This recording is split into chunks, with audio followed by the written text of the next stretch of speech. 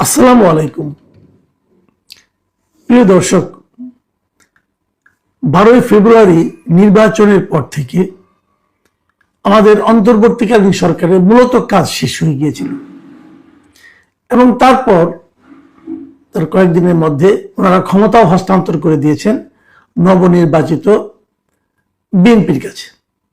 এবং বিএনপি তার এর মধ্যে তাদের মন্ত্রিসভা গঠন করেছে, প্রধানমন্ত্রী হয়েছেন, অন্যান্য মন্ত্রীদের দপ্তর বন্টন হয়েছে।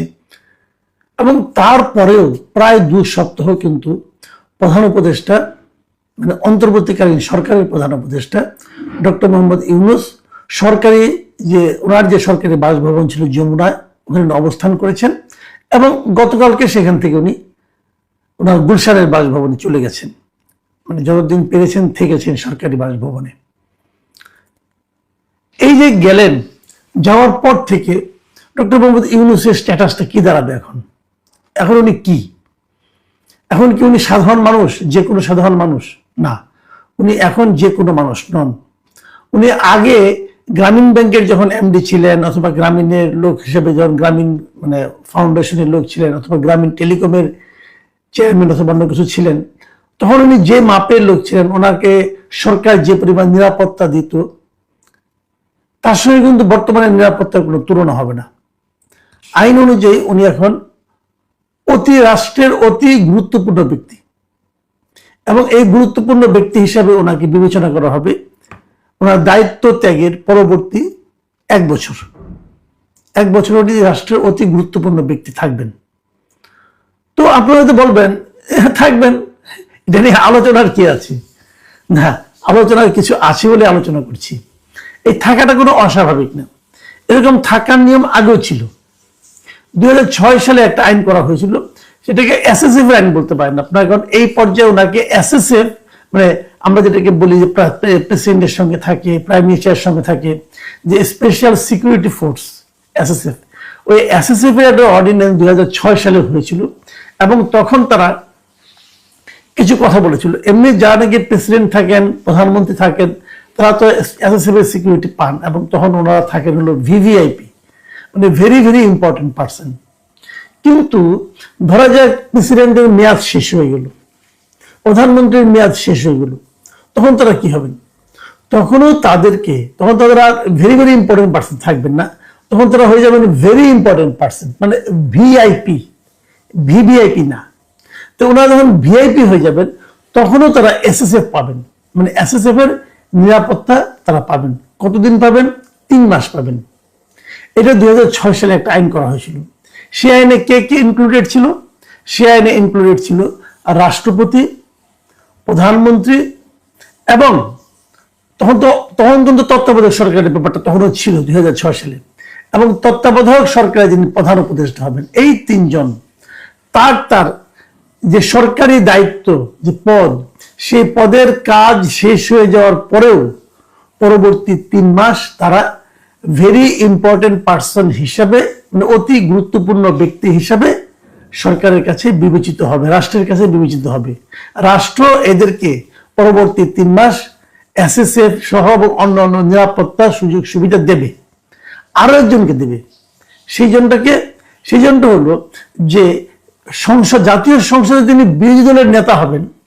সেই বিরোধী দলের নেতা যখন নাকি নতুন তত্ত্বাবধায়ক সরকার দায়িত্ব গ্রহণ করবে, যেদিন থেকে নতুন তত্ত্বাবধায়ক সরকার দায়িত্ব গ্রহণ করবে, সেই দিন থেকে, তখন তার সংসদ থাকবে না, সেই দিন থেকে পরবর্তী 3 মাস পর্যন্ত ওই বিরোধী দলের নেতা যিনি থাকবেন, তিনিও ভেরি ইম্পর্টেন্ট পার্সন হিসাবে, মানে অতি গুরুত্বপূর্ণ ব্যক্তি হিসাবে রাষ্ট্রের কাছে বিবেচিত হবেন এবং রাষ্ট্র তাদেরকে নিরাপত্তা দেবে। এই আইনটা হয়েছিল 2006 সালে। 2006 সালের 29শে অক্টোবর এই আইনটা হয়। এখন এই আইনটা হওয়ার পর ঠিকই ছিল এ পর্যন্ত। তারপরে তো মনে করেন আপনার 14তে এসে তত্ত্বাবধায়ক সরকার উঠে গেল, তারপরে এবার অন্তর্বর্তীকালীন সরকার এলো। এখানে এসে নিয়ে এখানেও আমরা একজন অন্তর্বর্তীকালীন সরকারের প্রধান উপদেষ্টা পেলাম। এখন প্রধান উপদেষ্টার কার্যকাল যখন শেষ হয়ে যাচ্ছে, উনি যখন শেষ হয়ে যাবেন, তাহলে ওনারও কিন্তু ওই একই নিয়মে 3 মাস সেই অতি গুরুত্বপূর্ণ ব্যক্তি হিসেবে নিরাপত্তা পাওয়ার কথা, কিন্তু এক্ষেত্রে তা হলো না। এক্ষেত্রে যে জিনিসটা হলো, আমরা দেখলাম যে এই বছরের মানে 2026 সালের মানে নির্বাচনের ঠিক 2 দিন আগে নতুন একটা অধ্যাদেশ হলো, একটা সরকারি বিজ্ঞপ্তি হলো, এবং সেই বিজ্ঞপ্তিতে বলা হলো যে প্রধান উপদেষ্টা যিনি থাকবেন তিনি পরবর্তী মানে দায়িত্ব শেষ হওয়ার পরেও 1 বছরের জন্য উনি ভিআইপির মর্যাদা পাবেন। এই যে নতুন যে প্রজ্ঞাপনটা হয়েছে ফেব্রুয়ারির 10 তারিখে, সেখানে আসলে কি লেখা হয়েছে? সেখানে লেখা হয়েছে যে অন্তর্বর্তীকালীন সরকারের প্রধান উপদেষ্টা ডক্টর মোহাম্মদ ইউনূসকে তাহার দায়িত্ব হস্তান্তরের তারিখ হইতে 1 বছরের জন্য অতি গুরুত্বপূর্ণ ব্যক্তি হিসেবে এই সরকার ঘোষণা করলো, এবং এটা অবিলম্বে কার্যকর হবে। রাষ্ট্রপতির আদেশ ক্রমে মোহাম্মদ সাইফুল্লাহ পান্না, মানে এটা কে করলো? রাষ্ট্রপতি করলো, আদেশটা দিল রাষ্ট্রপতি। এখন অনেকে হয়তো প্রশ্ন করবেন যে দিন কয়েক আগে রাষ্ট্রপতি তো মানে খুব দুঃখ করে একটা ইন্টারভিউ বললেন যে তাকে কিভাবে ডক্টর ইউনূস পদে পদে অপমান করেছে, এটা তিনি বলেছেন। তো তার মানে রাষ্ট্রপতির সঙ্গে ডক্টর ইউনূসের সম্পর্ক মোটেই ভালো ছিল না, তারপরেও রাষ্ট্রপতি এই ধরনের একটা আদেশ দিল, তার জন্য এত ভালো কিছু করলো। বিষয়টা আসলে এরকম না, এরকম না কেন আমি বলি, বাংলাদেশের সবকিছুই রাষ্ট্রপতির আদেশ ক্রমে হয়। এবং আমার তো মাঝে মাঝে মনে হয় যদি রাষ্ট্রপতিকে কোনো কারণে সরে যেতে হয়, তখন হয়তো বলা হবে রাষ্ট্রপতির আদেশ ক্রমে ওনাকে সরিয়ে দেওয়া হলো। এটা একটা ফ্রেজ মাত্র, এটা একটা মানে বলা হয়ে থাকে। এদেশে যা কিছু হয়, যত আইন হয়, সবই রাষ্ট্রপতির আদেশ ক্রমে হয়। আসলে হয়তো অনেক কিছু রাষ্ট্রপতি জানেনও না। এই যে রাষ্ট্রপতির ওখান থেকে যে আপনার রাষ্ট্রপতির অভিযোগ করেছে যে ওনার ওখান থেকে যে মিডিয়া এই যে সেলটা ছিল ওটা সরিয়ে নেওয়া হয়েছে, যদি কোনো আদেশে নেওয়া হয়ে থাকে বলা হবে ওখানেও রাষ্ট্রপতির আদেশ ক্রমে হবে। রাষ্ট্রপতি অনেক কিছু জানেন না, কিন্তু ওনার আদেশ ক্রমে সবকিছু হয়। এবং বাংলাদেশের সংবিধান অনেকটা এরকমই, যে রাষ্ট্রপতি যা কিছু করেন প্রধানমন্ত্রী পরামর্শ ক্রমে করেন। মানে উনি কোনো কিছু নিজে নিজে করতে পারেন না, মাত্র দুটো জিনিস ছাড়া। 1 নম্বর জিনিস হলো উনি একজনকে প্রধানমন্ত্রী নিয়োগ করতে পারেন নিজের ইচ্ছায়, আরেকজনকে প্রধান বিচারপতি করতে পারেন নিজের ইচ্ছায়। এছাড়া উনি নিজের ইচ্ছায় কিচ্ছু করতে পারেন না। কাজে এই যে ডক্টর ইউনূসকে 1 বছরের দেওয়া হয়েছে, এটাও ডক্টর ইউনূসেরই ইচ্ছায়, ডক্টর ইউনূস যেভাবে চেয়েছেন সেভাবে হয়েছে।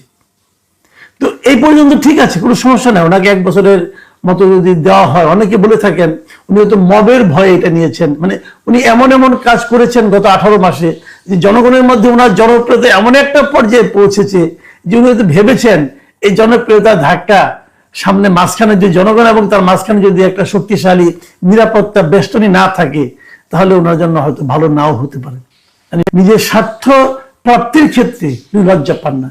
এই নির্লজ্জ লোকটাই গত 1.5 বছর আমাদের উপর, আমাদের শাসন ক্ষমতায় ছিলেন, আমাদের দেশকে কোথায় পৌঁছে দেওয়ার কথা আমাদের লোভ দেখিয়েছিলেন, আমাদেরকে স্বপ্ন দেখিয়েছিলেন, এবং সেই স্বপ্নের পুরোটাই বাস্তবায়িত হয়নি। ওনার দেখানো স্বপ্ন একটাও বাস্তবায়িত হয়নি। সারা দুনিয়ায় উনি যে স্বপ্ন দেখান সেটাও আমাদের এখানে বাস্তবায়ন করার চেষ্টাই করতে পারেননি। এই হলো আমাদের নিয়তি। প্রিয় দর্শক, আপনারা ভালো থাকবেন। আর এই বিশেষ নিরাপত্তা নিয়ে ডক্টর ইউনূস সাহেব আগামী 1 বছর ভালো থাকবেন, এই প্রত্যাশা থাকলো। আল্লাহ হাফিজ।